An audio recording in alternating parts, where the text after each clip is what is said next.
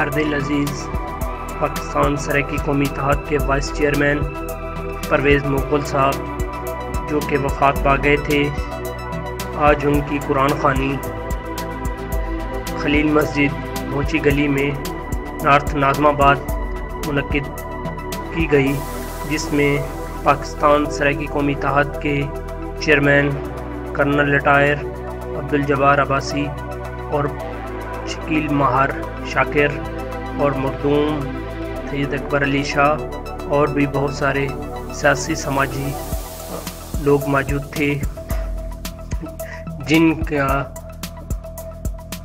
अफसोस हर सराइकी के दिल में अफसोस था और हर आंख नम थी परवेज़ मुग़ल साहब की वफ़ात पर, और लोग अफसुदा थे।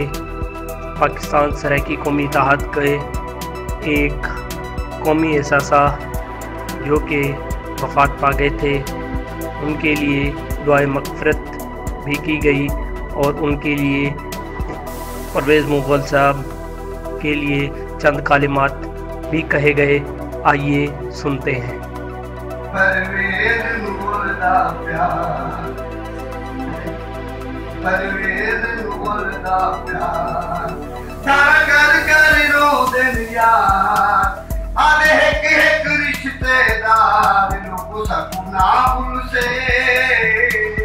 परवेज़ मुग़ल दा प्यार, परवेज़ दे वीर रोंदे हर वेले नीर रोंदे, तनवीर पुगल लाते सही ना फिर तीर जुदाई दा मार, सुन कर गया है घर बार लोगों ना भूल से। परवेज़ मुग़ल दा प्यार, ए है मुखलिस इंसाने इन्हें निखरन दा अरमाने, हसर की तारीख दा लीडर तारीख दा नुकसाने, मां बोली नाल प्यार किती रखदा गा परचार लोग सकूं ना भूल से। परवेज़ साहिब दा प्यार, ए सराइकी कौमी इत्तेहादे इदे दम नाल है आबादे। परवेज़ साहिब दी खिदमत सारा नस्लां रखसन यादे, दुआदे कर्नल जब्बार सारा है परवेज़ सिंगार लोग सकूं ना भूल से। परवेज़ साहिब दा प्यार, हाजी रब नवाज रखे दे सब मुग़ल साहिब दुख लागे, सकू जिंदगी तई ना विसर से सब संगते जी परवेज़ निभागे।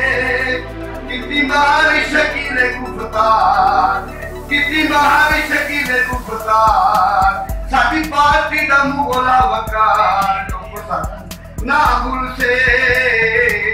परवेज़ मुग़ल सिंह प्यार आखिरी मैं को आबे दिशा के दसाए इधे पुत्र दी शादी तैयार है, मैं को आबे दिशा के दसाए इधे बाल दी शादी तैयार है। हथे पे तनवीर पूछे परवेज़ दी सोच विचार है, सारा सोचा थी बेकार थी मौत की साहिल सवाल से। परवेज़ मुग़ल सिंह दा प्यार।